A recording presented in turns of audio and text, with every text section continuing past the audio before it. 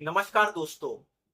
आज दोस्तों मानसून सत्र का पहला दिन था संसद में और हम सबने देखा कि किस तरह से विपक्ष एग्रेसिव होकर प्रधानमंत्री नरेंद्र मोदी से ऑपरेशन सिंदूर को लेकर सवाल पूछना चाह रहा था।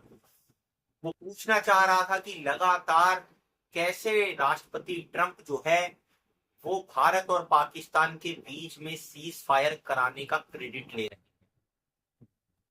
कैसे ट्रंप दुनिया भर को ये बता रहे हैं कि उस झड़प के अंदर 5 विमान गिरे।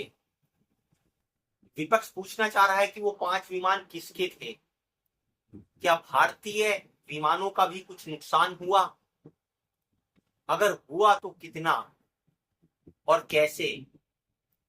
तो दोस्तों इस तरह के सवाल लेकर विपक्ष आज संसद के अंदर बिल्कुल तैयार बैठा था, लेकिन प्रधानमंत्री नरेंद्र मोदी तैयार होकर आए और दोस्तों उन्होंने मीडिया को संबोधित भी किया, लेकिन संसद के बाहर से। बाहर तकरीबन 18 मिनट तक दोस्तों वो बोले। उनकी बातों में क्या खास रहा, आप इसको अगर एक बार सुन लेंगे तो आपकी समझ में आएगा कि वास्तव में नरेंद्र मोदी ने जो आज भाषण दिया उसकी गहराई कितनी है। दोस्तों उसी भाषण के ऊपर हम आज चर्चा करने वाले हैं। आप पहले उनका भाषण सुनिए, क्या क्या मेन बातें उन्होंने कही, फिर उसके ऊपर हम चर्चा करते हैं। साथियों, ये मॉनसून सत्र राष्ट्र के लिए ये बहुत ही गौरवपूर्ण सत्र है। ये मॉनसून सत्र राष्ट्र के लिए एक अपने आप में विजयोत्सव का रूप है।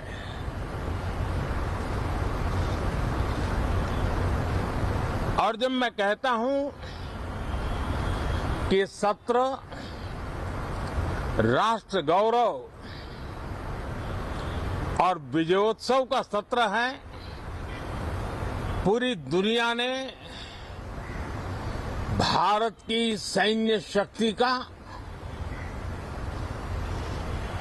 भारत के सैन्य के सामर्थ्य का रूप देखा है। ऑपरेशन सिंदूर में भारत की सेना ने जो लक्ष्य निर्धारित किया था 100% अचीव किया। आतंकियों के आकाओं के घर में जाकर के 22 मिनट के भीतर भीतर ऑपरेशन सिंदूर के तहत उसको जमींदोज कर दिया गया।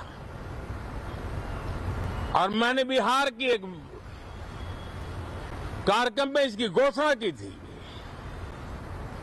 जो हमारी सैन्य शक्ति ने बहुत ही कम समय में सिद्ध करके दिखा दिया। और इसमें मेड इन इंडिया सैन्य शक्ति का ये नया स्वरूप,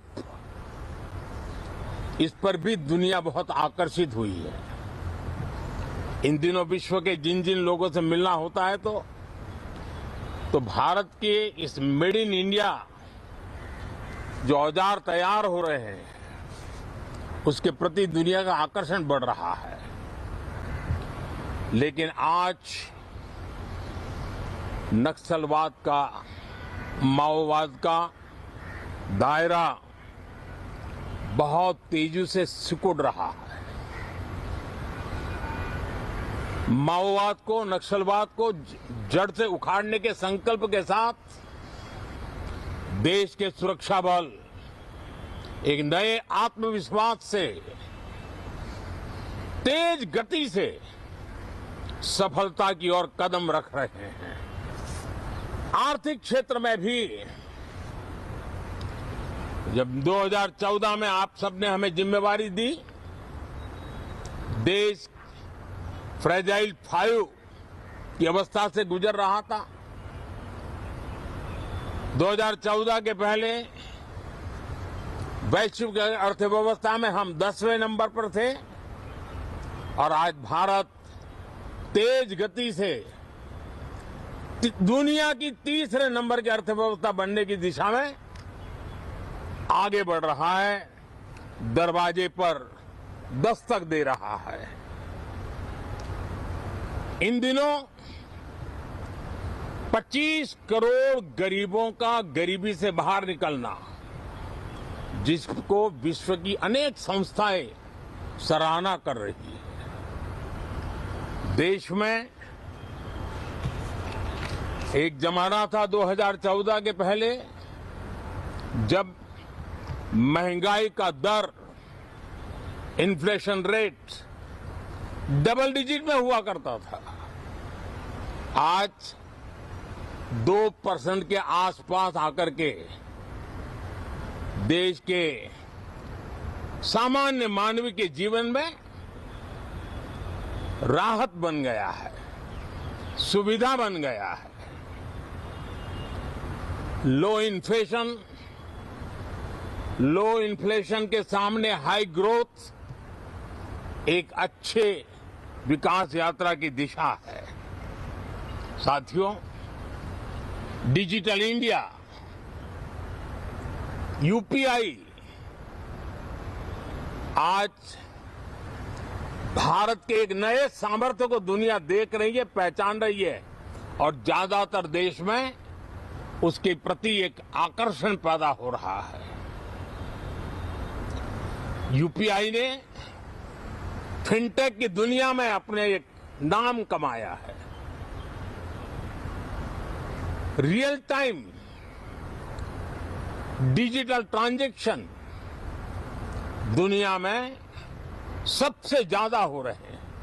दुनिया में जितने हो रहे हैं, अकेले भारत में उससे ज्यादा हो रहे हैं। और मैं जरूर कहूंगा, राजनीतिक दल अलग अलग है, हर एक का अपना एक एजेंडा है, अपनी एक भूमिका है, लेकिन मैं इस वास्तविकता को स्वीकार करता हूं कि दल हित में मत भले न मिले, लेकिन देश हित में मन जरूर मिले। तो दोस्तों, आपने देखा कि जब प्रधानमंत्री आए तो उन्होंने ऑपरेशन सिंदूर में स्पष्ट तौर पर बताया कि सेना ने जो लक्ष्य निर्धारित किया था उस लक्ष्य को पूरा किया। आतंकवादियों के घर में घुसकर उनको मारा। और दोस्तों, इसमें कोई दो राय नहीं है कि भारतीय सेना का शौर्य हम सभी ने देखा। लेकिन दोस्तों, प्रधानमंत्री नरेंद्र मोदी ऑपरेशन सिंदूर का जिक्र करते हुए ये भी बोलने से नहीं चूके कि ये उत्साह का, विजय का उत्सव मनाने का समय है। किस तरह से हमें जो है वो इस विजय को, उसका उल्लास मनाना चाहिए। अब यहां पर दोस्तों सवाल ये खड़ा होता है, जैसा लगातार विपक्ष पूछता है, कि अगर वास्तव में ही ऑपरेशन सिंदूर उत्सव का माहौल क्रिएट करता है, तो उन आतंकवादियों का क्या हुआ जिन्होंने उस घटना को अंजाम दिया था? क्या वो पकड़े गए?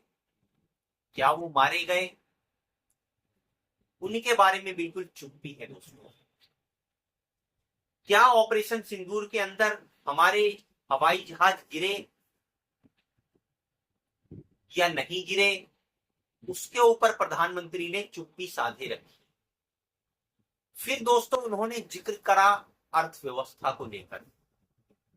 अब दोस्तों, प्रधानमंत्री को इस सत्र से पहले कोई ऐसी खास जरूरत नहीं थी कि अपने 11 साल के कार्यकाल को जस्टिफाई करें वो इकोनॉमी को लेकर। उन्होंने ये बताने में भी चूक नहीं की कि किस तरह से 2014 में फ्रेजाइल इकोनॉमी वाला एरा था। आज जो है देश तीसरी बड़ी अर्थव्यवस्था बनने की कगार पर है। तो विपक्ष और जैसे कि अपोजिशन वाले हमेशा सवाल उठाते हैं, अगर उस समय देश फ्रेजाइल इकोनॉमी मान लीजिए था भी, महंगाई उस समय मान लीजिए कि आज के समय से थोड़ी ज्यादा इन्फ्लेशन रेट था भी, लेकिन उस समय रोजगार और लोगों की कमाइयां भी थी। तो जब कमाइयां थी, रोजगार था, तो थोड़ी महंगाई को भी आदमी टॉलरेट कर लेता था। लेकिन आज के दौर में तो रोजगार पर ही प्रश्न खड़ा हो गया है। युवाओं को रोजगार नहीं, नौकरियों के लिए इतनी मारामारी, और उसके साथ साथ अगर जब आदमी के पास कमाने के लिए कुछ रहेगा नहीं, तो इन्फ्लेशन फिर चाहे 2% हो या 5% हो, क्या फर्क पड़ता है? सिलेंडर तो दुगना हो गया ना। सिलेंडर जो आप पहले खरीदते थे, आज जो जिस रेट में खरीदते हैं वो लगभग दुगनी कीमत पर ले रहे हैं। पेट्रोल की कीमत बढ़ी ना। इन्फ्लेशन रेट आप चाहे 2% दिखा दीजिए कि बढ़ा, लेकिन वास्तव में कीमतें ज्यादा हुई हैं।